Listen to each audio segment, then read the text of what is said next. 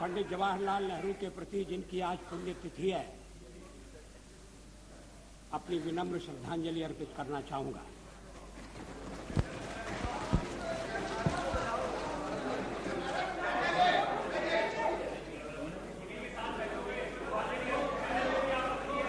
जब मैं सदन में पहली बार आया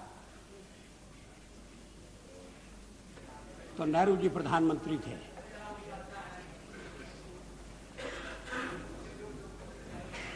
कई वर्ष मैंने उन्हें काम करते हुए देखा। मैं उधर बैठता था, अभी भी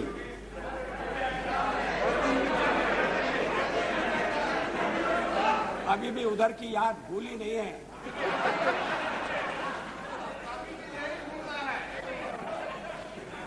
लेकिन मैं काफी पीछे बैठता था क्योंकि संख्या बहुत कम थी। आज जो परिवर्तन हुआ है, भारतीय जनता पार्टी धीरे धीरे अपनी संख्या बढ़ाती हुई, अपना प्रभाव बढ़ाती हुई पहले प्रमुख विरोधी दल बनी और आज सबसे बड़ी पार्टी के रूप में चुनाव के बाद उभरी।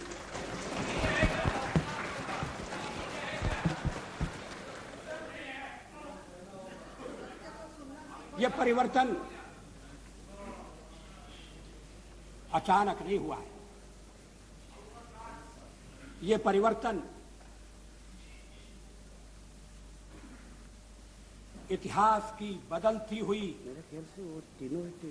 प्रक्रिया को प्रतिबिंबित करता है। चेक कर लेना।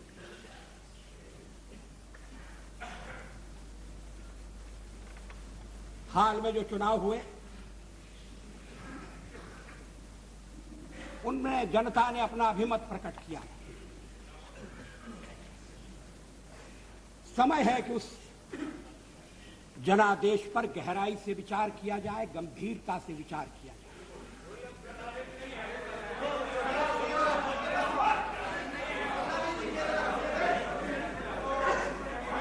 हम सबसे बड़े दल के रूप में उभरे, अन्य दलों की स्थिति है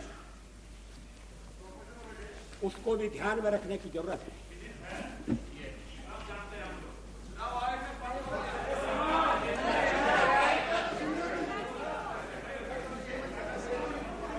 जब लोकसभा का विसर्जन हुआ, कांग्रेस पार्टी के 260 सदस्य सदन में थे। आज उनकी संख्या घटकर 136 रह गई।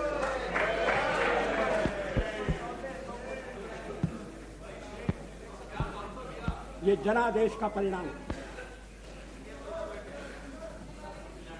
इस परिणाम को स्वीकार किया जाना चाहिए।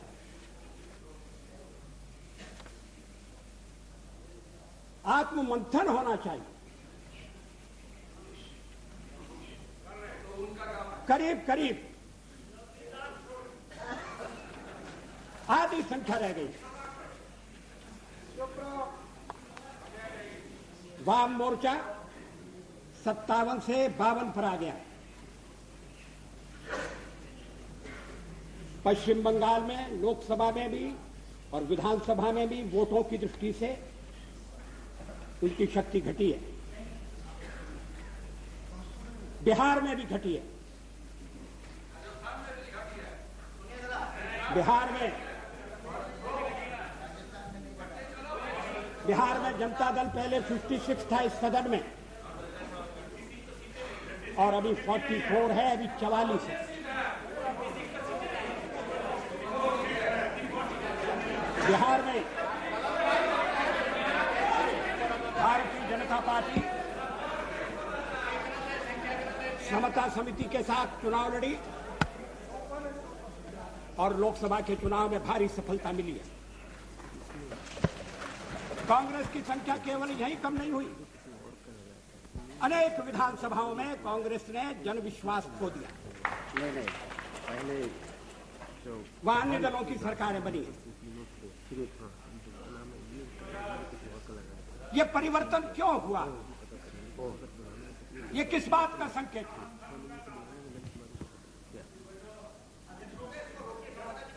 ये भी बात ध्यान देने की है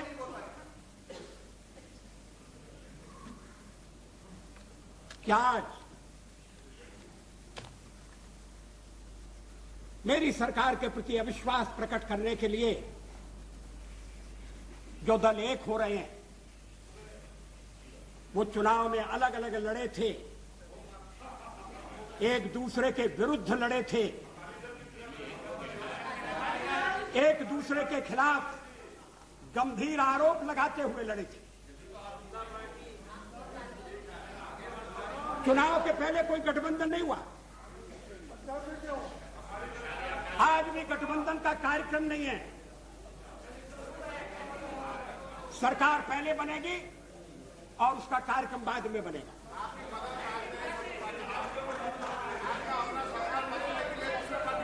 इस गठबंधन का आधार क्या है, इसकी भावात्मक भूमिका क्या है? इतने दिनों से विवाद चल रहा है, राष्ट्रपति महोदय ने मुझे किसे क्यों बुलाया, राष्ट्रपति महोदय ने मुझे क्यों बुलाया। कुछ लोगों की नींद हराम हो गई, कुछ लोगों ने राष्ट्रपति महोदय के विरुद्ध ऐसे शब्दों का भी प्रयोग किया जो नहीं होना चाहिए था।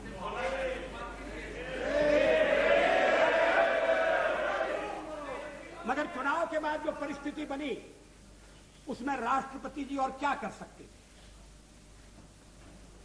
क्या वो कांग्रेस को बुलाते जो चुनाव हार गई, जिसने जनादेश खो दिया, जिसके शासन को लोगों ने ठुकरा दिया?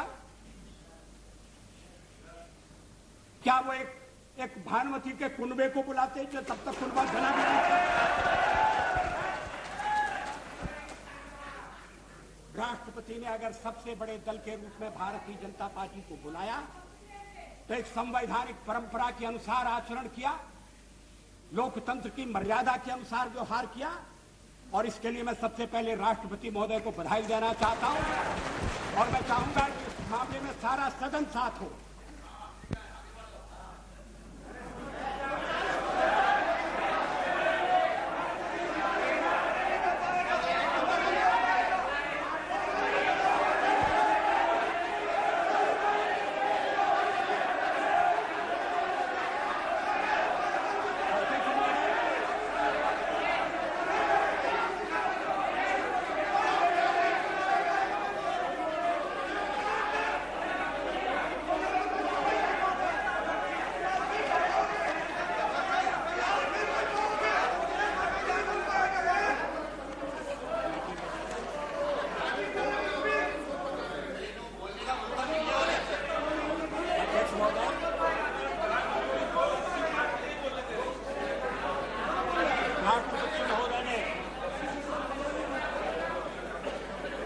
मुझे 31 तारीख तक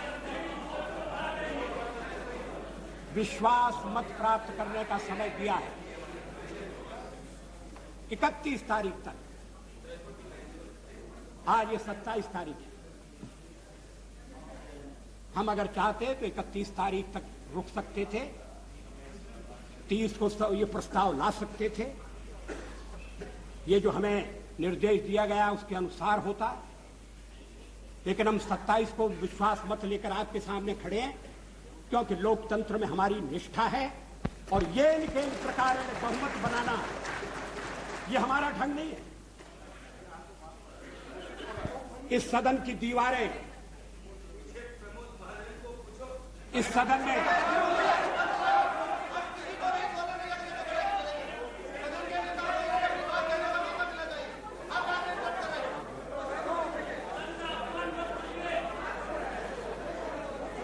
नहीं, एक आध टोका टोकी का मैं बुरा नहीं मानता, मगर रोका रोकी नहीं होना चाहिए।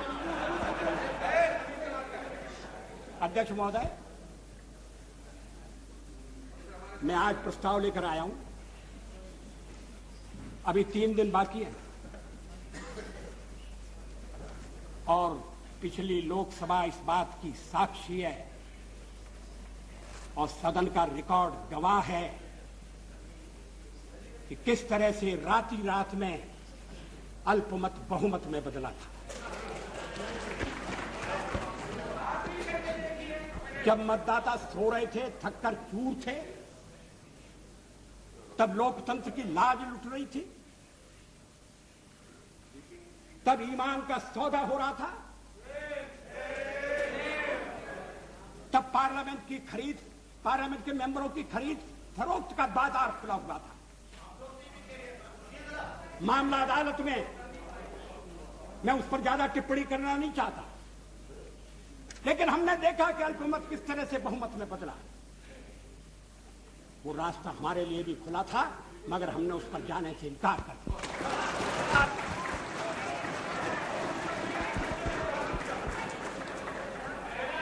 अनैतिक तरीके अपनाकर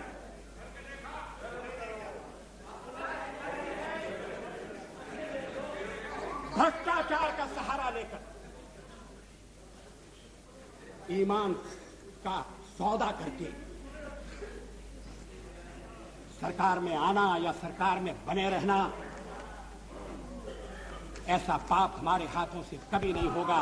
हम आपको आश्वासन दें। लोकतंत्र एक नैतिक व्यवस्था है, अपने मूल में नैतिक व्यवस्था। पुरानी सरकार के सामने रास्ता खुला था कि वो ईमानदारी से गठबंधन करते, विरोधी दलों को तोड़ने की जरूरत नहीं थी, दल बदल कानून की धज्जियां उड़ाने की जरूरत नहीं थी। ईमानदारी से बना हुआ गठबंधन, ईमानदारी से जो कुछ हो खुले में हो, जो कुछ हो सबके सामने हो, पारदर्शी प्रामाणिकता। दल अगर साथ आते हैं तो कार्यक्रम के आधार पर आए, हिस्सा बांट के आधार पर नहीं। बैंकों में लाखों रुपए जमा किया जाए, इसको लेकर नहीं। अगर देश सचमुच में एक मिलीजुली सरकार के दौर में पहुंच गया है, तो लोगों का पुराना अनुभव 77 का और 89 का फिर से न दोहराया जाए। क्या इस बात की आवश्यकता नहीं है? ये संकल्प करने की आवश्यकता नहीं है? कांग्रेस का तो ये इतिहास रहा है कि वो समर्थन देती है और फिर वापस लेती है। ये ट्रावनकोर से चलने वाला सिलसिला है।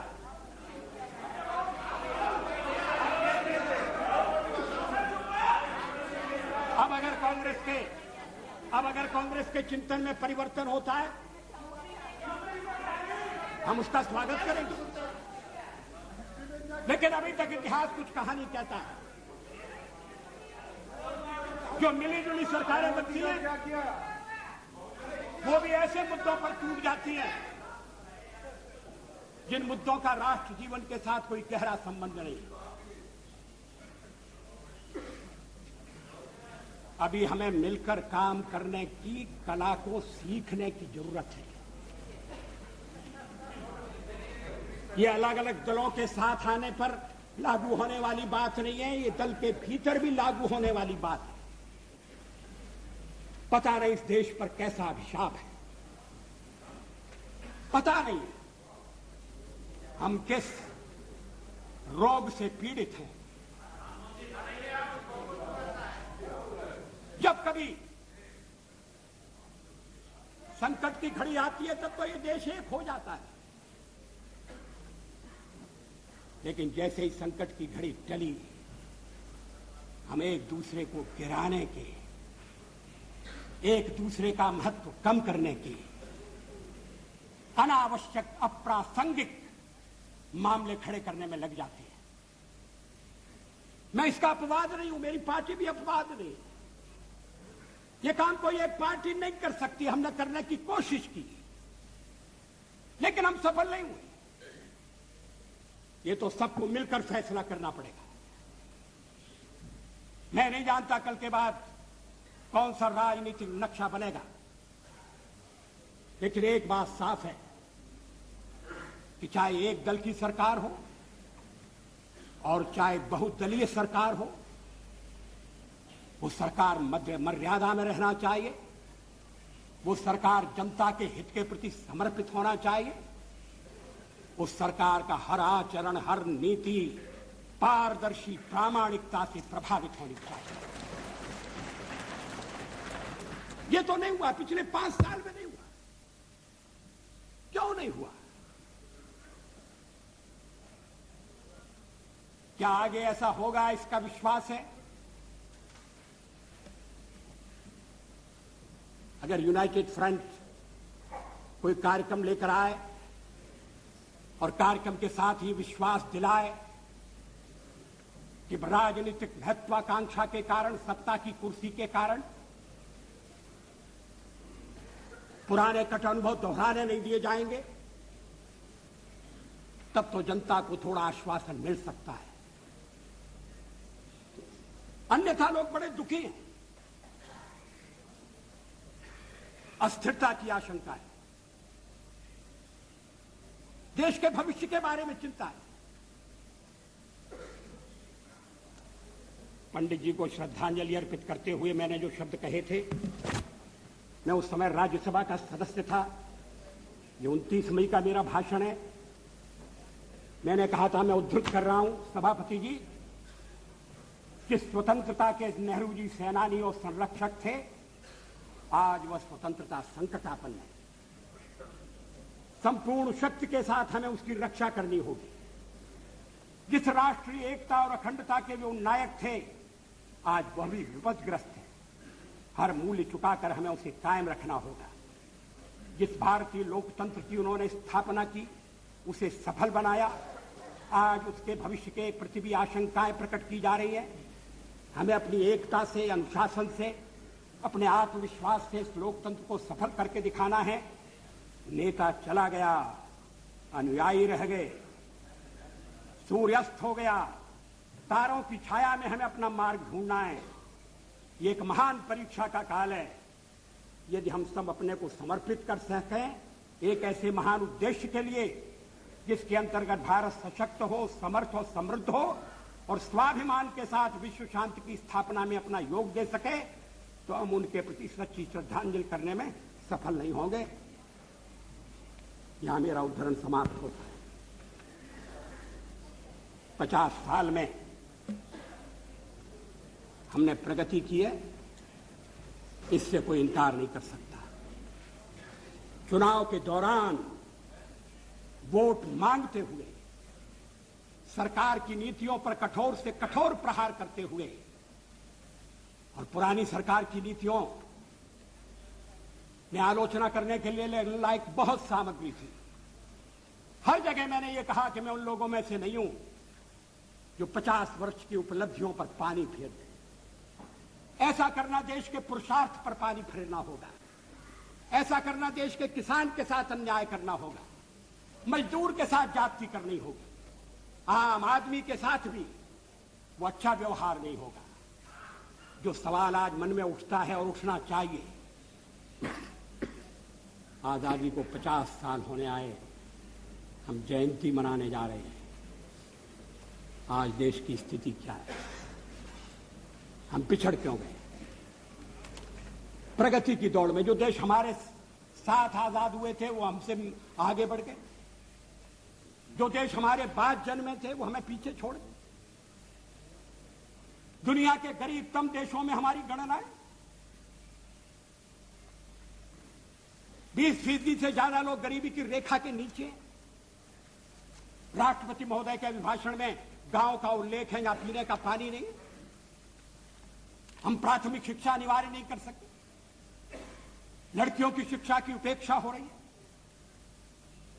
लड़की का जन्म लेना तो इस देश में अभी तक एक अभिशाप है। क्या सरकारी कदम उठाकर समाज में जागृति पैदा करके, क्या सब लोगों को जुटाकर, ये तो ऐसा काम है जिसमें कोई दलबंदी के लिए स्थान नहीं। हम देश का नक्शा नहीं बदल सकते। देश में साधनों की कमी नहीं है, और साधनों की अगर कमी है तो उसको ठीक ढंग से प्राप्त किया जा सकता है, साधन बढ़ाए भी जा सकते हैं। लेकिन जो साधन हैं उनका ठीक उपयोग नहीं हो रहा। जनता के ऊपर टैक्स लगाकर जो धन इकट्ठा किया जाता है उसका लाभ जनता तक नहीं पहुंचता, आम आदमी तक नहीं पहुंचता। कहां जाता है? किसकी जेब भरी जाती है? किसकी तिजोरी में वो रकम जाती है? विदेशी बैंकों में धन जाने का सिलसिला अभी तक क्यों कायम है? उसको रोकने के लिए क्या कदम उठाए गए? हम विदेशी पूंजी के लिए प्रयत्नशील हैं। विदेशी पूंजी आए, और अगर विदेशी पूंजी आती है अच्छे ढंग की टेक्नोलॉजी के लिए, इंफ्रास्ट्रक्चर के लिए, आयात निर्यात को बढ़ाने के लिए, तो कोई आपत्ति नहीं करेगा। मुझे विश्वास है कि हमारे कम्युनिस्ट मित्र भी आपत्ति नहीं करेंगे। लेकिन क्या देश के भीतरी साधनों का अधिकतम उपयोग हो रहा है? क्या यह सच नहीं है कि भ्रष्टाचार एक राष्ट्रीय रोग बन गया है? मुझे याद है स्वर्गीय राजीव गांधी ने एक भाषण में कहा था कि मैं दिल्ली से 1 रुपया भेजता हूं, मगर जहां रुपया भेजता हूं वहां पहुंचते पहुंचते 19 पैसे रह जाते। मैंने उनसे कहा कि ये चमत्कार कैसे होता है? वो हंसकर कहने लगे कि जब रुपया चलता है तो घिसता है। रुपया घिसता है, हाथ में लगता है, जेब में जाता है, छोटा हो रहा है। रुपए को पहचानना मुश्किल है। रुपया अंतर्ध्यान हो सकता है। ये देश के सिक्के की स्थिति अच्छी नहीं है। एक तो सरकारी खर्चा बढ़ गया, बढ़ता जा रहा है। उसको बिना कम किए, और कम करने के लिए आम सहमति चाहिए, सर्वदलीय सहयोग चाहिए। कोई एक दलीय काम नहीं कर सकता। हां, हमारे पुराने प्रधानमंत्री नरसिंह राव जी अगर अपने को स्थिर करने के बाद इस दिशा में थोड़ा प्रयत्न करते तो सफल होते, लेकिन वो कुछ ऐसे कामों में उलझे रहे कि ये समस्याएं ध्यान नहीं खींच सकी। हमारा विदेशी व्यापार कितना घट गया है। शताब्दी के प्रारंभ में 10% था, फिर बाद में 2.5% रह गया, और अब 0.5%। ये वस्तुस्थिति है, ये आलोचना के लिए नहीं कही जाती। दुनिया वाले हमें अलग अलग पार्टियों के रूप में नहीं देखते। हमारे पड़ोसी हमें भेद नहीं करते। हम कभी विफल होते हैं, दुनिया हंसती है। हमारे पड़ोसी हम पर छींटाकशी करते हैं। थोड़ा बहुत हम लड़े, इसमें कोई आपत्ति नहीं है, लड़ना चाहिए। मुंडे मुंडे मतिर भरना, अपनी बात निर्भीकता से कहना चाहिए। लेकिन कुछ मूल्य ऐसे हैं, जीवन मूल्य ऐसे हैं, जिनके साथ समझौता नहीं हो सकता। और उसमें है राजनेताओं की ईमानदारी का सवाल।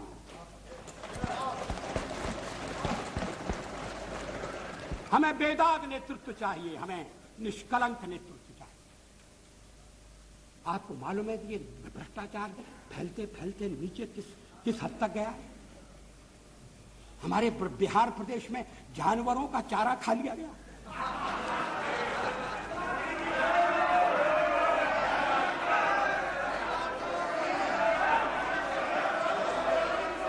जांच हो रही है, मैं उसमें जाना नहीं चाहता। कोई सीमा नहीं। अभी मुझे एक मुख्यमंत्री ने कहा कि जब उन्हें स्टेट इलेक्ट्रिसिटी बोर्ड के अध्यक्ष की नियुक्ति करनी थी, तो उनके पास अफसर आए और जो 1 करोड़, 2 करोड़, 5 करोड़ रुपए देकर अध्यक्ष पद लेना चाहते। मैंने उनसे ये नहीं पूछा कि उन्होंने किसको छांटा, उन्होंने किसकी नियुक्ति की, मगर मैं उनके कथन पर विश्वास करता हूं। आज देश में बिजली की कमी है।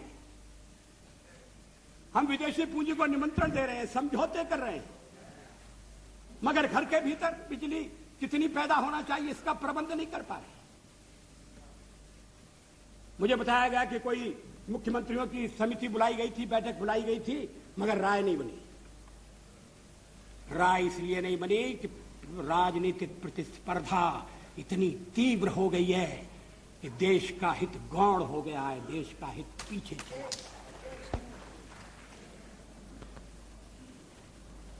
8वीं योजना के अंतर्गत 33,000 किलोवाट बिजली पैदा करने का लक्ष्य था, मेगावाट। और अभी तक मुझे जो आंकड़े मिले उनके अनुसार 13,000 मेगावाट तक बिजली हम जोड़ सके, क्षमता नहीं जोड़ सके। अभी उत्तर प्रदेश की शिकायत हो रही है। मैं बिहार में गया था तो चुनाव के दौरे में बिहार के लोगों ने बताया, नीतीश जी ने बताया, 4 दिन हफ्ते में बिजली नहीं है। मैं नहीं जानता ये कहां तक है।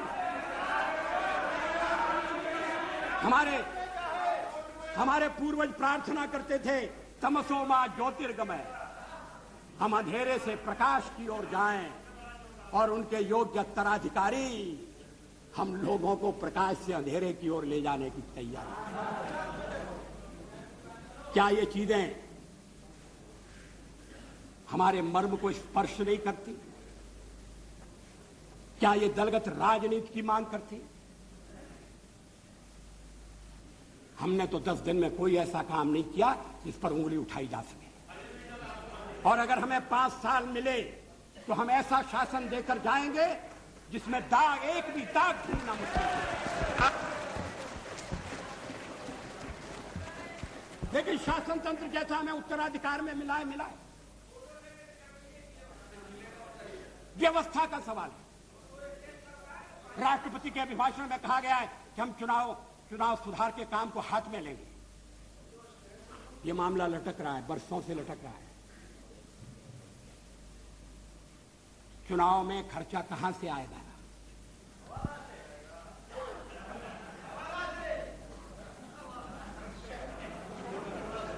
चुनाव लड़ने के लिए अगर काला धन लिया जाएगा तो फिर चुनाव के बाद उस काले धन से मुक्ति नहीं है। बदलने की जरूरत है। गोस्वामी कमेटी बनी, स्टेट फंडिंग का तय हो गया, सिफारिश सामने आ गई। पिछले अधिवेशन में, लोकसभा के पिछले अधिवेशन में जब पुरानी सरकार थी, गृह मंत्री चव्हाण ने विरोधी दलों की नेताओं की बैठक में आकर कहा कि सरकार ने सिद्धांततः पब्लिक फंडिंग का प्रस्ताव मान लिया, कैबिनेट के पास गया है, हम चुनाव के पहले लागू कर देंगे। क्या हुआ?